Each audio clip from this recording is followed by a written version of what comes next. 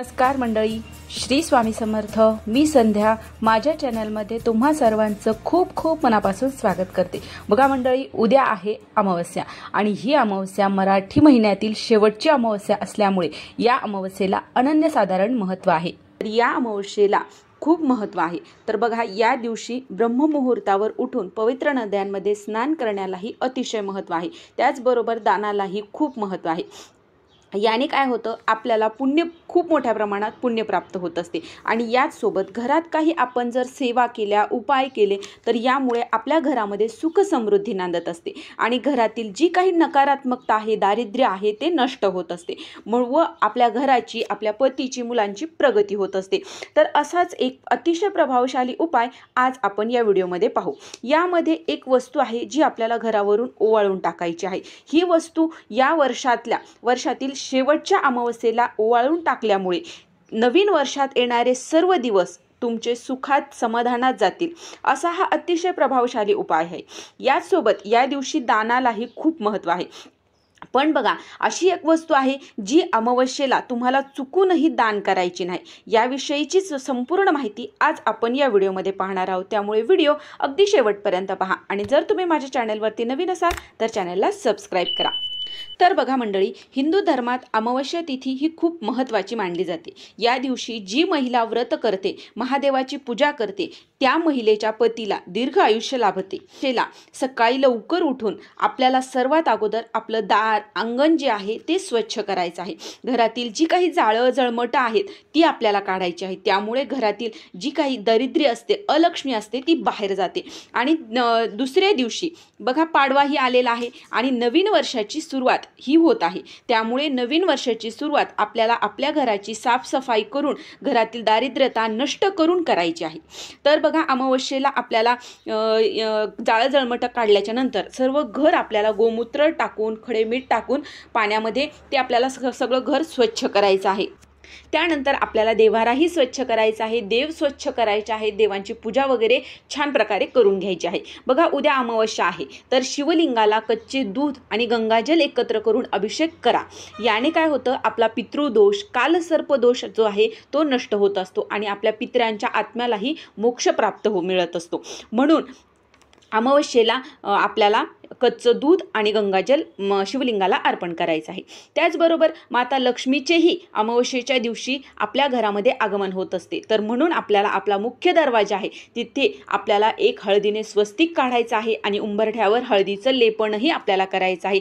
शक्य झाल्यास दरवाजाला आंब्याच्या पानाचं तोरणही लावा आणि आपल्या मुख्य दरवाजावर दिवाही आपल्याला लावायचा आहे. बघा मंडळी, अमावस्येला ब्राह्मणाला किंवा गरजू व्यक्तींना दान करावे असे म्हटले जाते. याने खूप पुण्य मिळत असते. तर बघा, या दिवशी घरातील जुने कपडे घराबाहेर काढून टाकावेत. मात्र ते कपडे कुणाला दान करावे या बाबतीत आपल्याला एक काळजी घ्यायची आहे. बघा, कपड्याचा थेट संबंध हा शुक्र ग्रहाशी आहे आणि शुक्र ग्रह म्हटलं की तिथे पैसा, धन, संपत्ती मग ज्या वेळेस येत असते. तर बघा, ज्या वेळेस आपण आपले भाग्य, आपले कपडे आपण दान करतो त्यावेळेस आपला शुक्र ग्रह कमजोर होऊ नये यासाठी आपल्याला हे कपडे एका विशिष्ट लोकालाच दान करायचे आहेत. आपल्या घरातील बघा, आपल्या घरामध्ये जे सफाई कामगार असतात, आपल्या घरातील जी काही दरिद्रता आहे ते बाहेर काढत असतात. म्हणून हे सफाई कामगार असतात, त्यांना आपण आपले कपडे दान करावेत. किंवा घरातील कचरा घेऊन जाणाऱ्या ज्या बाई असतात त्यांना तुम्ही देऊ शकता.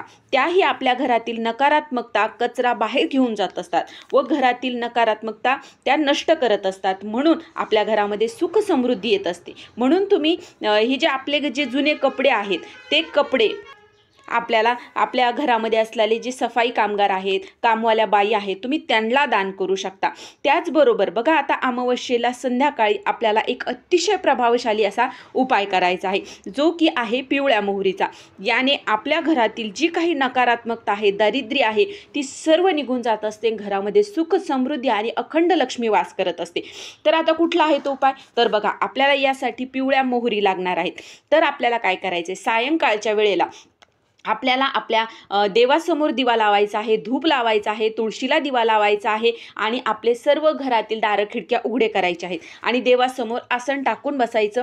थोडीशी अर्धा चमचा वगैरे मोहरी आपल्याला पिवळ्या हातात घ्यायची आहे. देवासमोर बसून आपल्याला 11 वेळेस वल्गा सूक्त, जे की आपल्या नित्यसेवेच्या ग्रंथामध्ये दिलेलं आहे, आणि 11 वेळेस कालभैरवाष्टक, ह्या 2 गोष्टी आपल्याला 11 वेळेस वाचायच्या आहेत. 11 वेळेस वल्गा सूक्त, 11 वेळेस कालभैरवाष्टक पठण करायचं. नंतर देवासमोर लावलेला धूप आहे तो त्यामध्ये मिक्स करायचा आणि ही मोहरी आपल्याला आपल्या घरातील सगळ्या कोपऱ्यांमध्ये, टॉयलेट बाथरूम सोडून घरामध्ये जेवढे कोपरे आहेत तिथे ती आपल्याला मोहरी टाकायची आहे, थोडी थोडी थोडी टाकायची आहे. यामुळे काय होतं ना, ही जी मोहरी असते ती अभिमंत्रित झालेली असते आणि यामुळे आपल्या घरातील जी काही नकारात्मकता आहे ती सर्व नष्ट होत असते. म्हणून आपल्याला प्रत्येक अमावस्येला, नाही शक्य झालं तरी जी सोमवारी येणारी अमावस्या असते या दिवशी तर हा उपाय आपल्याला आवर्जून करायचा आहे.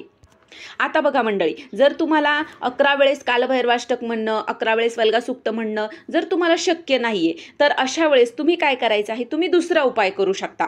तुम्हाला काय करायचं, एक नारळ घ्यायचं, ज्यामध्ये पाणी असेल असं नारळ घ्यायचं, कारण नारळाच्या पाण्यामध्ये नकारात्मकता शोषून घेण्याची ताकद असते. म्हणून आपल्याला एक नारळ घ्यायचा आहे आणि आपल्या जो मुख्य दरवाजा आहे तिथे जायचं. त्या अगोदरच एक मग भरून, एक बकेट भरून, थोडंसं मग भरून तरी पाणी आपल्या घराच्या बाहेर ठेवायचं आहे आणि बाहेर उभा राहायचं, दरवाजाकडे तोंड करायचं आणि 11 वेळेस घड्याळाच्या काट्याप्रमाणे आपल्याला नारळ उतरवायचा आहे. 11 वेळेस किंवा 7 वेळेस सुद्धा तुम्ही उतरवू शकता. श्री स्वामी समर्थ, श्री स्वामी समर्थ असं म्हणत तो नारळ उतरवायचा आणि नंतर तो नारळ आपल्याला बाहेर जायचा आहे. म्हणजे आपण बाहेरच उभा आहोत, तर बाहेर जर कुठे कचरा कुंडी असेल किंवा तिथे तुम्ही टाकून देऊ शकता, किंवा जिथे निर्जन व्यक्ती आहे, जिथे कोणीही जात नाही त्या ठिकाणी, किंवा जर काहीच नसेल तर तो पेपरमध्ये गुंडाळा आणि खाली कुठेतरी तुम्ही तुमच्या घराच्या बाहेर येऊन टाका. नंतर घंटागाडी आली की त्यामध्ये तुम्ही तो नारळ टाकून देऊ शकता आणि नंतर घरात येताना तुम्ही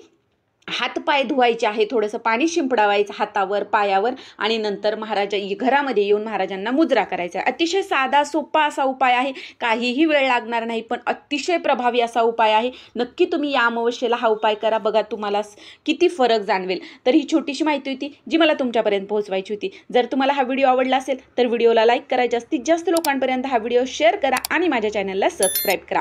श्री स्वामी समर्थ.